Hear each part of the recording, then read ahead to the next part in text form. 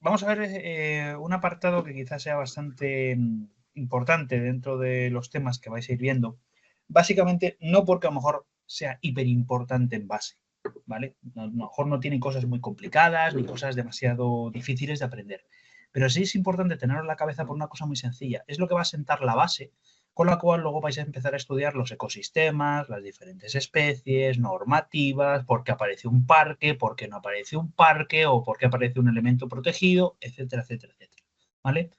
Al final, la componente vegetal de los diferentes ecosistemas marca en gran medida lo que luego van a desarrollar otras normativas y otras figuras acerca de niveles de protección, listados de especies más o menos protegidas, peligrosidad, por qué un suelo se erosiona, otro no, por qué aparece una especie, por qué no, qué pasa si hay un incendio, qué pasa si hay una tormenta masiva de agua.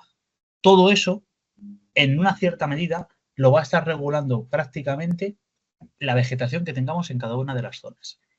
Y con respecto a la vegetación, que como ya os digo es el elemento que inicia, digámoslo así, los ecosistemas, si no hay vegetación no hay ecosistemas, tenemos por debajo de esto los suelos, ¿vale? No sé si en vuestra oposición os entra a estudiaros a fondo los suelos, ¿vale? Algún concepto tenéis que tener en la cabeza, ya os lo adelanto, ¿vale? Pero entended que a partir del suelo va a ir apareciendo una vegetación u otra. ¿Por qué? Porque hay vegetaciones generalistas, aparecen en todos los sitios, hay vegetaciones que quieren suelos de arena, otros de limo, otros de arcilla, otros francos, otros con yeso, otros con sal, y en función de esos suelos aparecerá una vegetación que se adapta a esos suelos. Importante, se adapta, porque podemos tener una misma especie que puede ser generalista y en unos sitios abunde más que en otros, porque se adapta y vive en todos los sitios, pero en unos mejores que en otros, ¿vale? A partir de ahí empezarán las competencias entre las diferentes especies vegetales y según vayan creciendo y vayan apareciendo, irán apareciendo el resto de fauna. Por eso en un pinar tenemos una fauna en concreto y en un robledal tenemos otra muy diferente, ¿vale? Todo parte de ese suelo y esa vegetación. Con lo cual, este tema, tomároslo como un elemento básico, ¿vale? Que tenéis que tener en la cabeza para poder entender y desarrollar el resto de conceptos y el resto de normativas que vais a ir viendo, ¿vale? Lo primero, básicamente, entender dónde estamos, entender cómo se organiza el tema de la vegetación. Normalmente la vegetación se organiza por diferentes pisos bioclimáticos, ¿vale? Que son estos que estáis viendo aquí, básicamente esta montañita que os he puesto aquí, esta pirámide, ¿vale?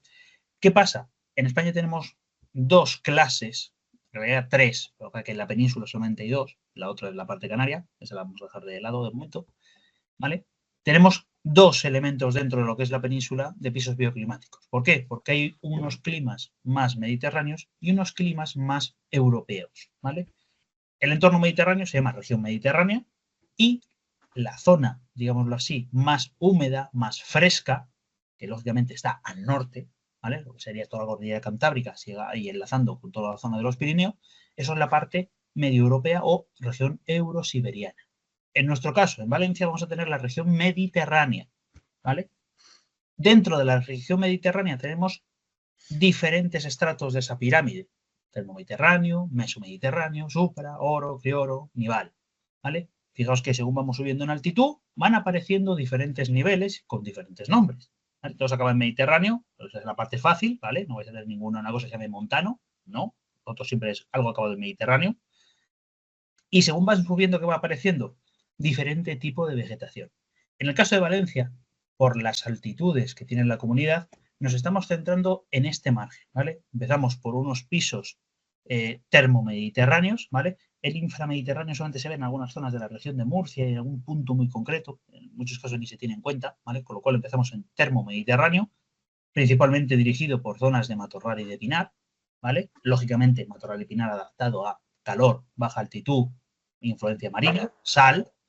Luego nos encontramos el entorno mesomediterráneo, que son zonas de encinar y alcornocal, ¿vale? Normalmente a partir de los 400 metros, más o menos, puede haber más, puede haber menos, los árboles también se mueven para arriba o para abajo, ¿vale? Donde principalmente aparecen especies que se empiezan a adaptar a los entornos más secos, donde hay un poquito más, bueno, un poquito de influencia interior y no de influencia marina, aunque puede llegar a algo, Por encima, los supramediterráneos, que ya serían zonas como de falda de montaña, donde empiezan a haber melojares, sabinares, principalmente frondosas, ¿vale? Aunque también podemos encontrar algunos pinares un poquito específicos.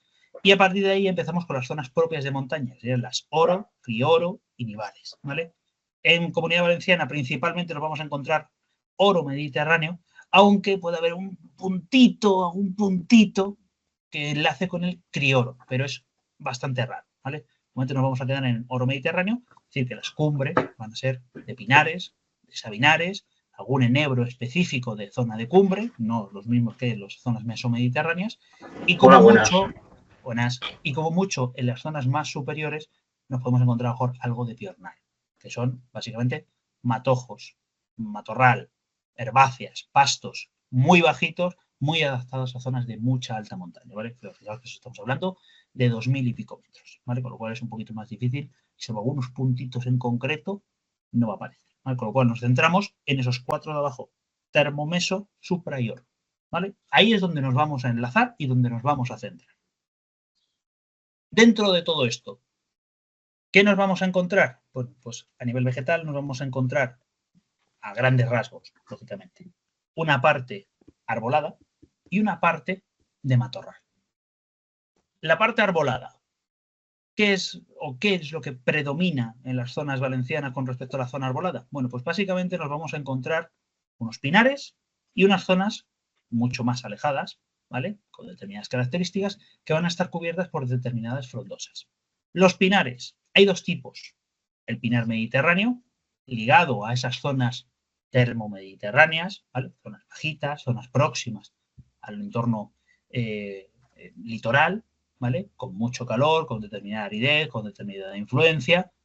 Luego están los pinares de montaña, zonas más altas, con un poquito más de humedad, con un poquito más fresco, ¿vale? Y después con las frondosas nos vamos a encontrar sabinares, ¿vale? Encinares, los quejigos, que forman su propia formación, que son los quejigares, alguna zona de alcornocal, ahora entenderéis por qué cuando lo explique digo alguna zona, y luego una vegetación que puede aparecer a lo largo de prácticamente cualquier zona, que es la vegetación de ribera, porque va a aparecer siempre pegada a ríos o a zonas húmedas, ¿vale? Eso es lo que nos vamos a encontrar como formaciones arboladas principales.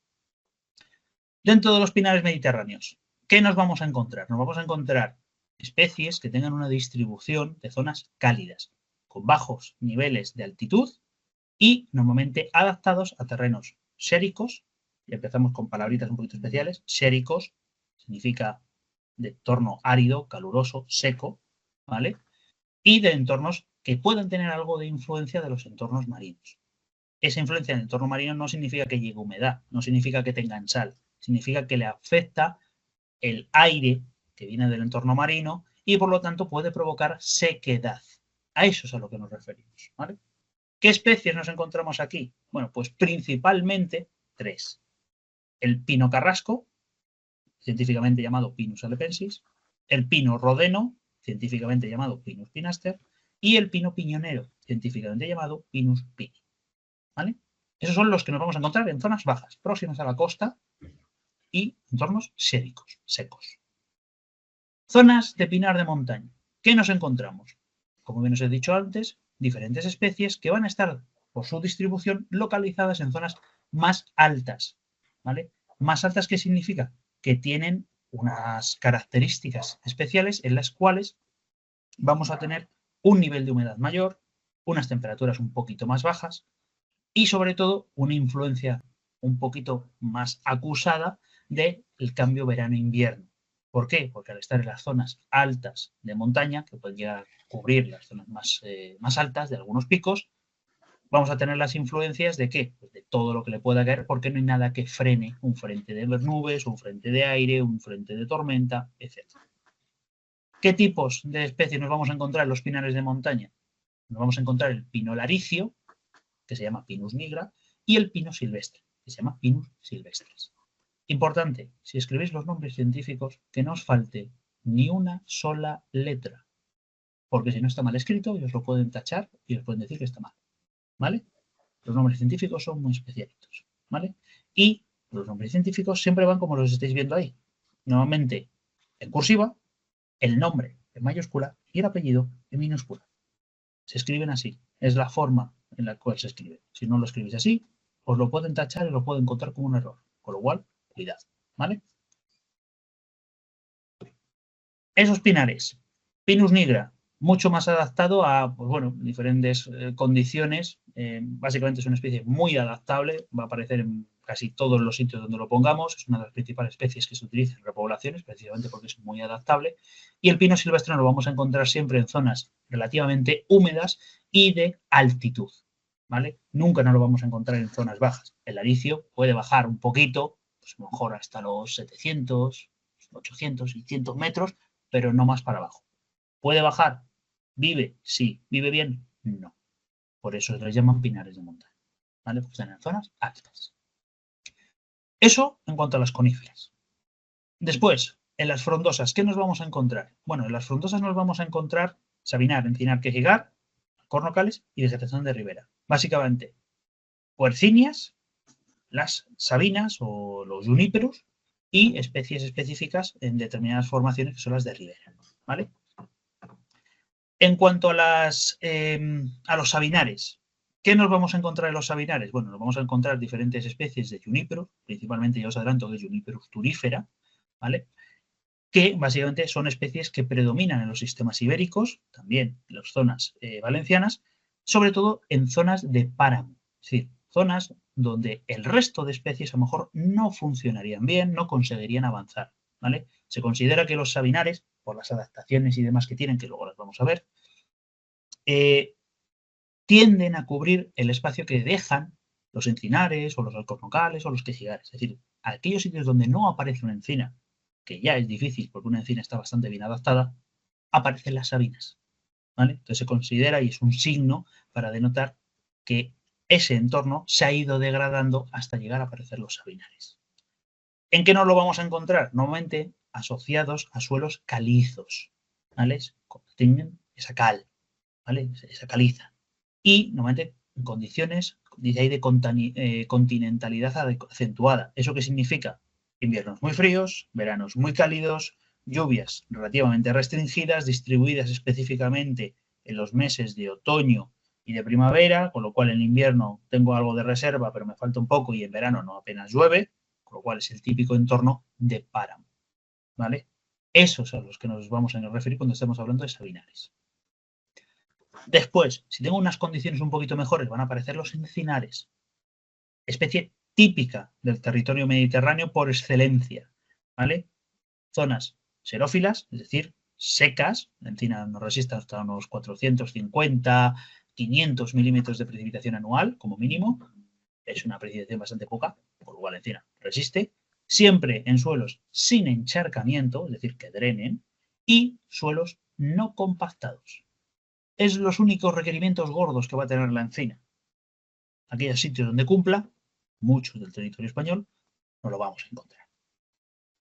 Sitios un poquito más específicos, nos podemos encontrar los quejigares. ¿El quejigo qué es? Es una cuercinia, un roble, igual que la encina, igual que la alcornoque, igual que muchos otros, ¿vale? Pero que tiene la capacidad de ser marcescente. ¿Qué es marcescente? Que mantiene la hoja cuando está seca en el árbol, no cae, ¿vale? Se queda seca en el árbol. ¿Y cuándo cae? Cuando la nueva hoja en primavera empuja. Ahí es cuando tira la hoja. No la tira en otoño, la tira en primavera. ¿Y por qué la tira en primavera? Básicamente una estrategia evolutiva. La tira en primavera, ¿para qué? Para evitar que las semillas que han ido cayendo a lo largo del invierno y demás, cuando salgan, les sea fácil salir, porque van a tener por encima un manto de hojas que los tapa. Es algo tan simple como eso. Por eso, normalmente, donde hay quejigos y otras especies que son más recentes, el resto de especies les cuesta aparecer. ¿Vale? Normalmente, muy parecido a la ecología de la encina, ¿vale? Con algunas pequeñas diferencias. El quejigo avanza un poquito más en pendiente. La encina le gusta el entorno llano, ondulado como mucho. El quejigo en pendiente puede aparecer sin ningún tipo de problema. Y el quejigo también resiste un poquito más de altitud y un poquito más de compactación de suelo, ¿vale? Por lo cual es un poquito más adaptado a ¿qué? A empezar a subir por la falda de montaña. Nuevamente, nos lo vamos a encontrar como dominante en las zonas del noroeste de Castellón, ¿vale? Con lo cual, importante que sepamos más o menos por dónde nos lo podemos encontrar. Aparte de todo eso, es una especie que tolera muy bien los yesos, ¿vale? Terrenos con relativa calidad pobre, ricos en yesos, podemos encontrar quejidos. ¿Por qué el yeso siempre lo estamos nombrando cuando hablamos de especies? El yeso es un mineral un poquito especial que absorbe el agua, muy parecido a la arcilla. ¿Qué es lo que pasa cuando absorbe el agua? Que no se la cede a una planta tan fácil, con lo cual la planta tiene que generar una potencia de succión bastante más fuerte para poder arrancarle el agua. Por eso en los terrenos con yeso hay muy poquitas especies, porque hay muy pocas que se hayan adaptado a poder arrancar el agua del yeso. ¿Vale? Para que más o menos vayáis ligando cositas. Los alcornocales, básicamente es una especie que va a aparecer de manera relística en el territorio valenciano. Relístico es que quedan muy poquitos en muy poquitos enclaves, recordando lo que había en tiempos muy pasados, ¿vale? Estamos hablando de a lo mejor pleistocenos, glaciaciones y demás. Es relístico de lo que hubo, ¿vale? Y principalmente el alcornocal, ¿por qué se va a caracterizar? Bueno, pues se va a caracterizar por porque es una especie calcífuga.